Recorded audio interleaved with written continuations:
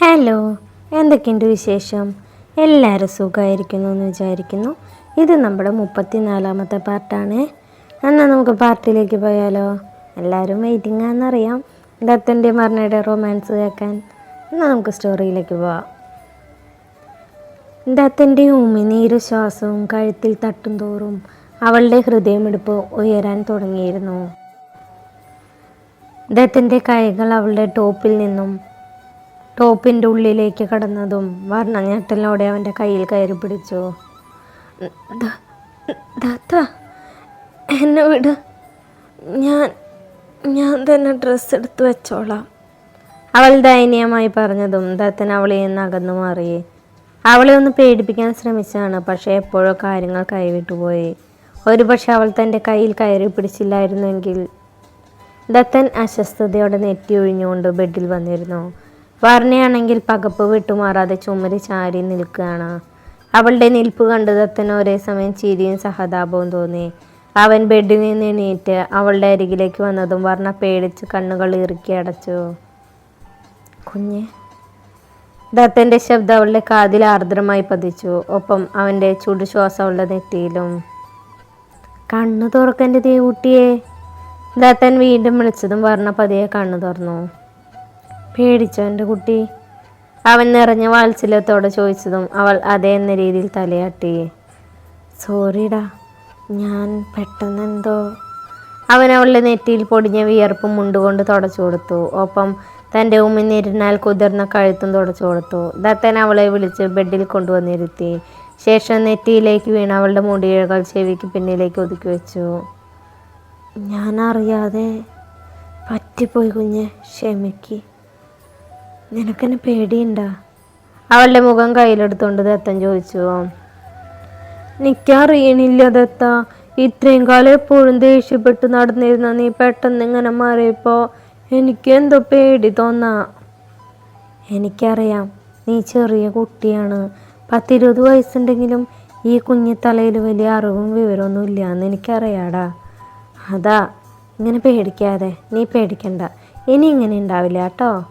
അവളുടെ മൂക്കിൽ ഒന്ന് തട്ടിക്കൊണ്ട് പറഞ്ഞതും വർണ്ണ പുഞ്ചിരി വിരിച്ചു. ദത്ത, എന്താടി? സോറിയോ? എന്തിന്? അത് ഞാൻ അല്ലെങ്കിൽ വേണ്ട, ഒന്നുമില്ല, അവളെന്തോ ഓർത്ത പോലെ പറഞ്ഞു. എടുക്കള്ളി നിന്നെ ഞാൻ.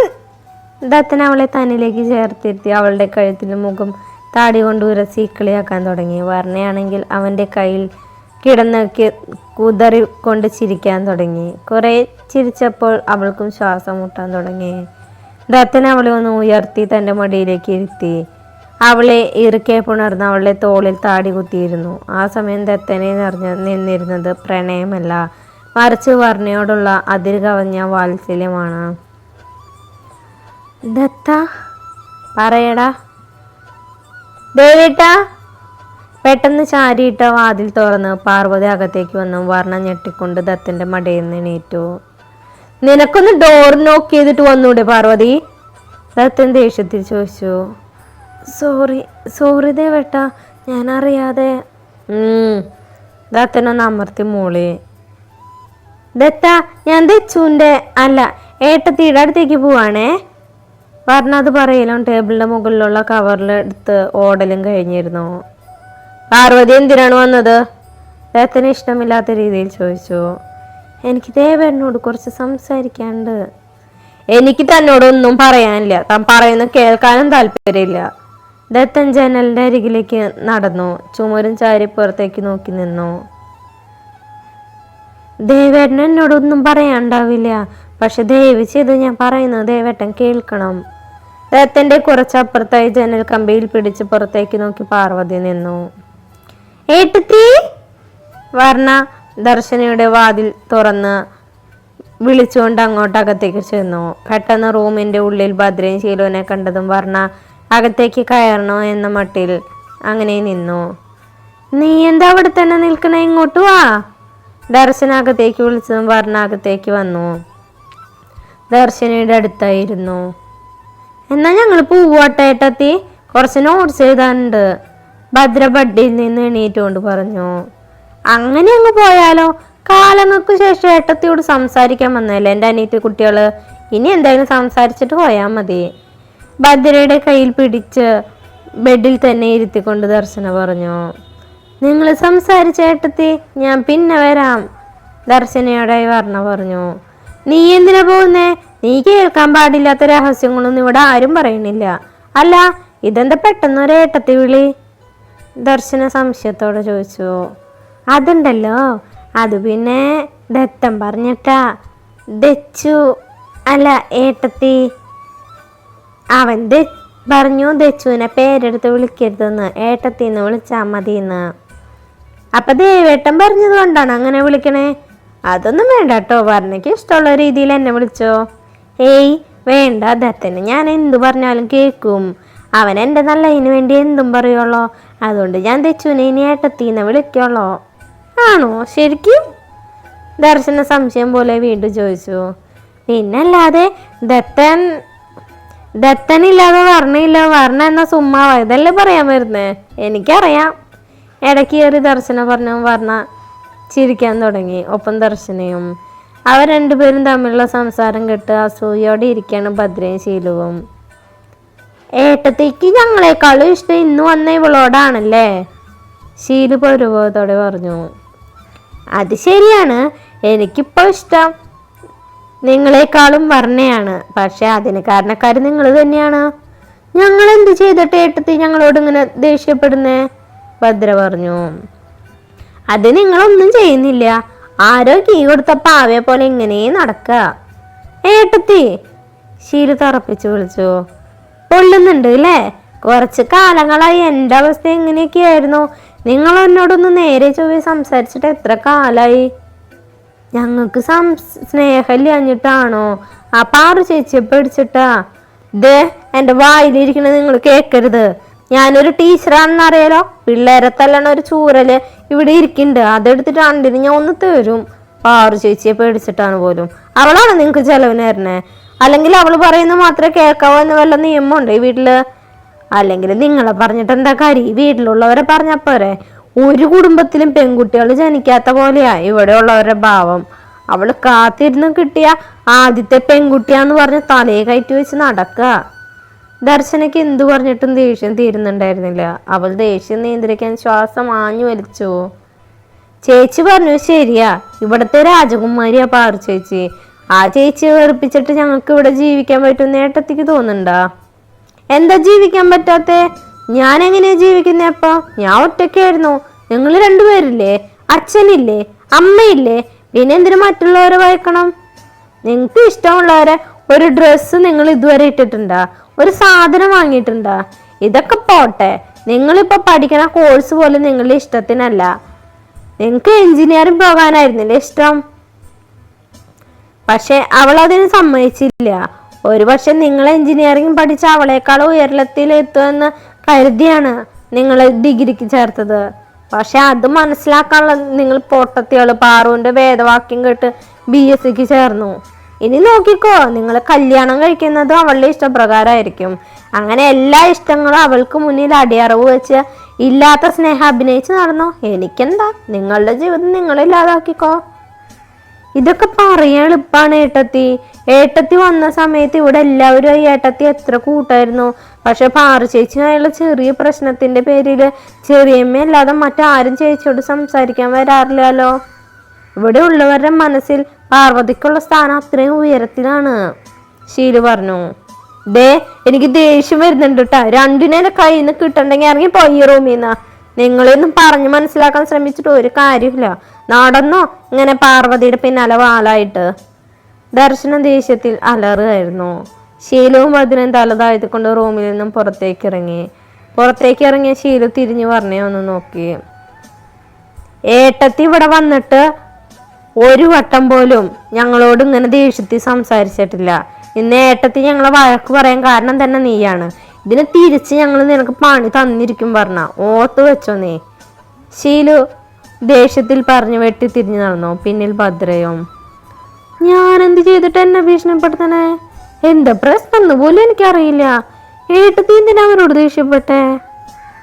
ഞാൻ ഇത്രയും പറഞ്ഞില്ലെങ്കിൽ അവരുടെ മനസ്സൊന്നും മാറി സ്വന്തം ഇഷ്ടത്തിന് ജീവിക്കട്ടെ എന്ന് വിചാരിച്ച് പറഞ്ഞതാ. എന്നാൽ ഇത്രയ്ക്ക് വേണ്ടായിരുന്നു. എന്നെ ഭീഷണിപ്പെടുത്തിയ കാരണം എനിക്കെന്തോ പണി കിട്ടുന്നോ തോന്നണേ. ഓ പിന്നെ അത് രണ്ടമ്മാങ്ങളാന്നേ. ഈ മാസ് ഡയലോഗ് മാത്രമേ ഉള്ളൂ. ഒരു കണക്കിന് അവരുടെ കാര്യം ആലോചിച്ച കഷ്ടാ. ദർശനം ഒരു ദീർഘനിശ്വാസത്തോടെ പറഞ്ഞു. അതൊക്കെ പോട്ടെ, ഞാൻ ഏട്ടത്തിക്ക് ഒരു സാധനം തരാനാ വന്നേ. ദേ നോക്കിയേ, ഇഷ്ടപ്പെട്ടോന്ന് പറ. കയ്യിലെ കവറുള്ള ഡ്രസ്സ് എടുത്ത് വർണ്ണ കൊടുത്തു. നന്നായിട്ടുണ്ടല്ലോ, എൻ്റെ ഫേവറേറ്റ് കളറാണ് സ്കൈ ബ്ലൂ. ഇതെനിക്കാണോ വർണ്ണ? അതേലോ, ചേച്ചിയുടെ ഡ്രസ്സ് കണ്ടപ്പോൾ തന്നെ എനിക്ക് മനസ്സിലായി ചേച്ചി ഈ സീരിയൽ ഫാമിലിയിലെ മെമ്പർ അല്ലാന്ന്. ഇവര് ഈ ചൂടത്ത് എങ്ങനെയാ 24 മണിക്കൂറിന് സാരിയും ധാവണിയൊക്കെ ചുറ്റി നടക്കുന്നേവോ. സ്കൂളിൽ പോകുമ്പോൾ സാരി ഉടുക്കും എന്നല്ലാതെ വീട്ടിൽ സാരി എനിക്ക് കംഫർട്ടബിൾ അല്ല. പണികളൊക്കെ ചെയ്യുമ്പോൾ ലെഗിനും ടോപ്പൊക്കെയാണ് നല്ലത്. മാരേജ് കഴിഞ്ഞ സമയത്ത് മുത്തശ്ശി എൻ്റെ ഡ്രസ്സിൻ്റെ പേരിൽ കുറേ വഴക്ക് പറയായിരുന്നു. പക്ഷെ ഞാനതൊന്നും ശ്രദ്ധിക്കാൻ പോകാറില്ല. പറഞ്ഞിട്ട് ഞാൻ അനുസരിക്കില്ല എന്ന് മനസ്സിലായത് കൊണ്ടായിരിക്കും മുത്തശ്ശി പിന്നെ വഴക്ക് പറയുന്നത് നിർത്തി. ഏട്ടത്തി സൂപ്പറാ, എനിക്ക് ഏട്ടത്തി പോലെ ഒരു കൂട്ട് തന്നെയായിരുന്നു ഇവിടെ ആവശ്യം, വർണ്ണ ചിരിയോടെ പറഞ്ഞു. വിളക്ക് വെക്കാറായി. ഇവിടെ വൈകുന്നേരം എല്ലാ പെൺകുട്ടികളും ചേർന്നാണ് നാമം ചൊല്ലുന്നേ. വേഗം കയ്യും കാലും കഴുകി നമുക്ക് താഴേക്ക് പോവാം. ഇതാ ലാപ്ടോപ്പ്. ബെഡിന് മുകളിലുള്ള ലാപ്ടോപ്പ് വർണ്ണയ്ക്ക് കൊടുത്തോണ്ട് ദർശന പറഞ്ഞു. ഞാനിത് റൂമിൽ കൊണ്ടുപോയി വെച്ചിട്ട് ദത്തിനോട് പറഞ്ഞിട്ട് വരാട്ടാ. ഏട്ടത്തി അപ്പോഴേക്കും കയ്യും കാലും മുഖമൊക്കെ കഴുകി ഫ്രഷ് ആയിട്ട് നിൽക്കുക. വർണ്ണ ദേ പോയി ദാ വന്നു. അവൾ ലാപ്ടോപ്പും കൊണ്ട് റൂമിലേക്ക് നടന്നു. നിനക്ക് എന്താണ് പാർവതിയോട് പറയാനുള്ളേ? ഒന്ന് വേഗം പറയും. കുറേ നേരമായി ഞാനിങ്ങനെ നിൽക്കണു. എനിക്ക് വേറെ ജോലികളുള്ളതാ. കുറച്ചു നേരമായിട്ട് ഒന്നും പറയാതെ നിൽക്കുന്ന പാർവതിയോടായി ദത്തൻ ദേഷ്യപ്പെട്ടു. ഞാൻ ഇത്രയും കാലം ദേവേണ്ണു വേണ്ടിയല്ലേ കാത്തിരുന്നേ. എന്നിട്ട് ദേവേണ്ണ എന്തിനാ അവളെ കല്യാണം കഴിച്ചേ? പാർവതി അകലേക്ക് നോക്കിക്കൊണ്ട് ചോദിച്ചു. അതിനുള്ള ഉത്തരം നിനക്ക് ഞാൻ അന്നേ തന്നതല്ലേ. എനിക്ക് നിന്നെ ഇഷ്ടമായിരുന്നു. പക്ഷെ നീ എന്നോട് ചെയ്ത ചതി, നീ എന്നെ എന്ന് ചതിച്ചോ ആ ഇഷ്ടം അന്നത്തോടു കൂടെ ഇല്ലാതായി. പിന്നെ നീ വിചാരിക്കുന്ന ആ പഴയ ദേവനല്ല ഞാനിപ്പോ. കൊണ്ടും കൊടുത്തും ആകാശത്തിന് താഴെയുള്ള എല്ലാ തല്ലുകൊല്ലിത്തരവും കയ്യിലുള്ള ദത്തനാണ് ഞാനിപ്പോ. ഞാൻ വേണമെന്ന് വെച്ച് ദേവനെ ചതിച്ചതല്ല. അച്ഛൻ പറഞ്ഞിട്ട് അന്ന് അതൊക്കെ ചെയ്തേ. അന്ന് ഞാൻ അച്ഛനെ വിശ്വസിച്ചു. അന്നത്തെ പൊട്ട ബുദ്ധിയിൽ ക്ഷമിച്ചു പോയതാ. എന്നോട് ക്ഷമിക്ക് ദേവേട്ടാ. ഇല്ല പാർവതി, അതെല്ലാം കഴിഞ്ഞു പോയ കാര്യങ്ങളാണ്. അതിനെ ഓർക്കാൻ പോലും ഞാൻ ആഗ്രഹിക്കണില്ല. ഇന്ന് എനിക്കൊരു ഭാര്യയുണ്ട്. അവളല്ലാതെ മറ്റൊരുത്തി എൻ്റെ ജീവിതത്തിൽ ഇനി ഉണ്ടാവില്ല. അങ്ങനെ പറയല്ല ദേവേട്ടാ. എനിക്ക് ദേവേട്ടനില്ല, അത് പറ്റില്ല. അത് ഏട്ടനെ അറിയാവുന്നതല്ലേ. എന്നിട്ട് എന്തിനാ അവളെ കല്യാണം കഴിച്ചേ? അതുകൊണ്ടല്ലേ ഇങ്ങനെയൊക്കെ. അവളോട് ദേവേൻ്റെ ജീവിതത്തിൽ നിന്ന് ഇറങ്ങി പോവാൻ പറ. ദേവേണ്ണ ഒരു കല്യാണം കഴിച്ചോന്ന് എനിക്കൊരു പ്രശ്നമല്ല. പ്ലീസ് ഏട്ടനെ ഒന്ന് മനസ്സിലാക്ക്. പാർവതി കരഞ്ഞുകൊണ്ട് ദത്തന്റെ കാലിൽ പിടിച്ചു. എന്റെ കാലിൽ നിന്ന് വിട് പാർവതി. ഉയർന്നു വരുന്ന ദേഷ്യം നിയന്ത്രിച്ചുകൊണ്ട് ദത്തൻ പറഞ്ഞു. ഇല്ല, അവൾ ഉപേക്ഷിച്ച് എന്നെ സ്വീകരിക്കാന്ന് ദേവേട്ടൻ പറയാതെ ഞാൻ പിടിവിടില്ല. നിന്നോട് വിടാനൊരടുപ്പില്ല പറഞ്ഞേ. ദത്തൻ ദേഷ്യത്തിൽ കൈ കുടഞ്ഞുകൊണ്ട് അവളെ പിന്നിലേക്ക് തള്ളി. ഇല്ല ദേവേട്ടൻ, ദേവേട്ടൻ എന്റെയാ, ഞാൻ ആർക്കും കൊടുക്കില്ല. ഇനി ആരെങ്കിലും അവകാശം പറഞ്ഞു വന്ന അവളെ ഞാൻ ഇല്ലാതാക്കിയിരിക്കും. അവളെ കൊന്നിട്ടാണെങ്കിലും ഞാൻ ഏട്ടനെ എന്റെ മാത്രമാക്കും. ദത്തനെ കെട്ടിപ്പിടിച്ചോണ്ട് പാർവതി പറഞ്ഞു.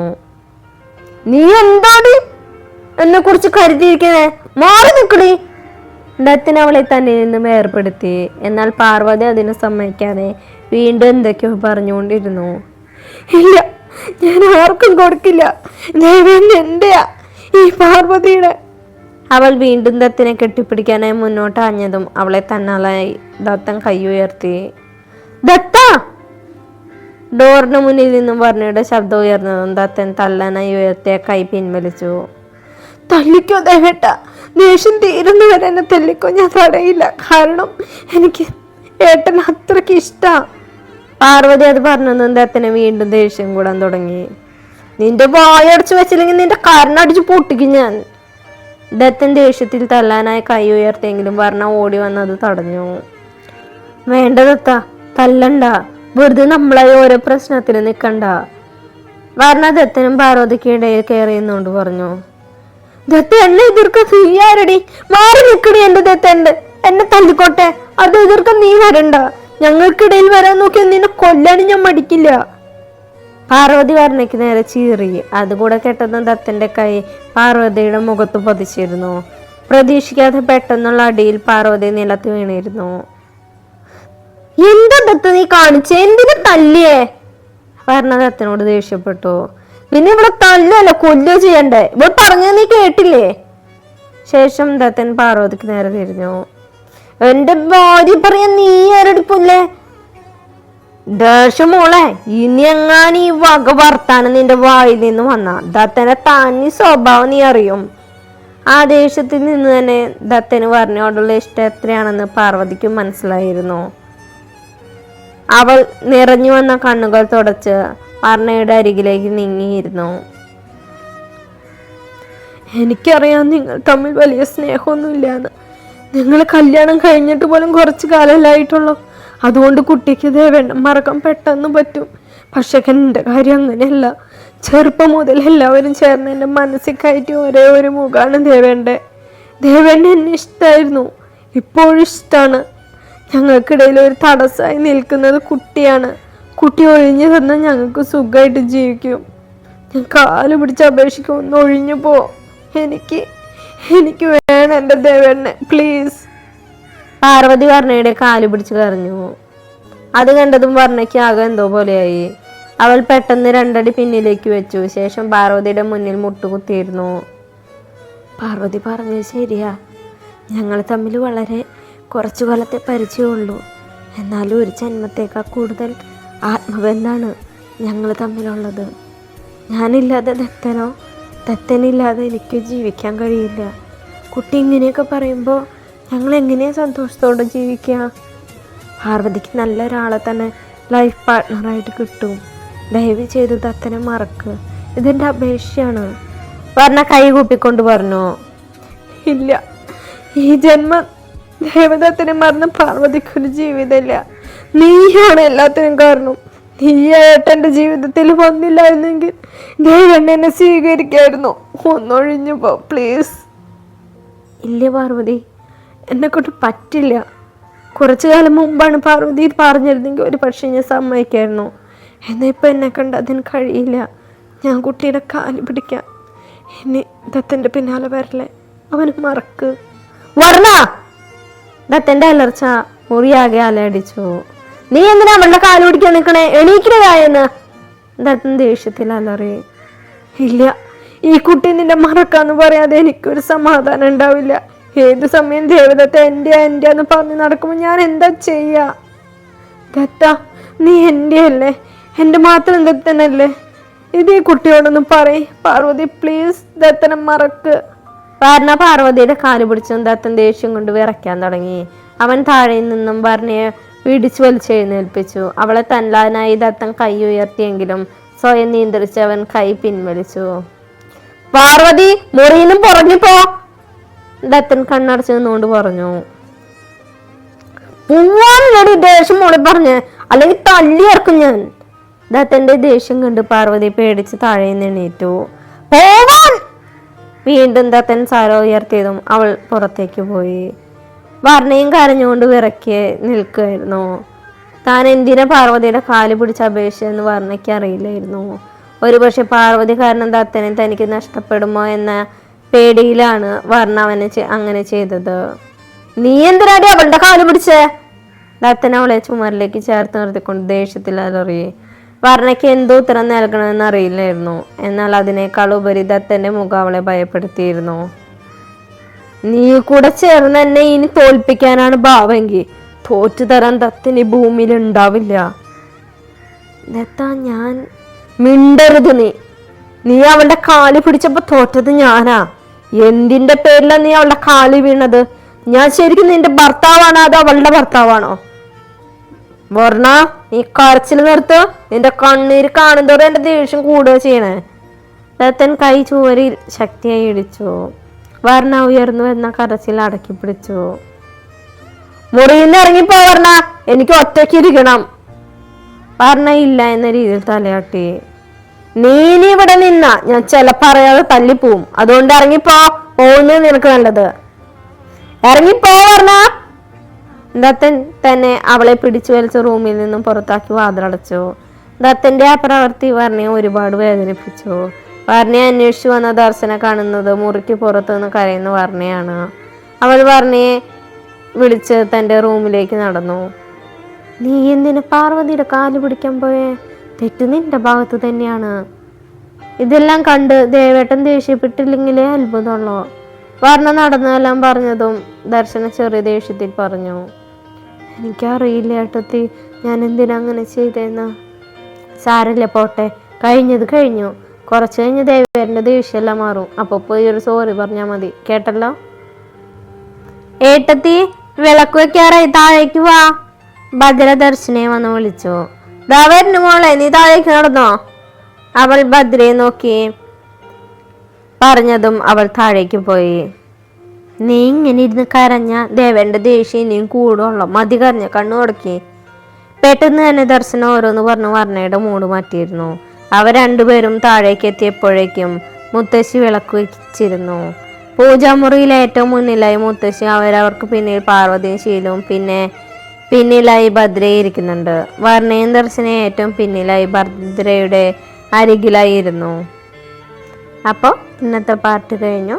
നല്ലൊരു വീഡിയോ ആയിട്ട് അടുത്ത ദിവസം കാണാം കേട്ടോ. ബൈ. Thank you.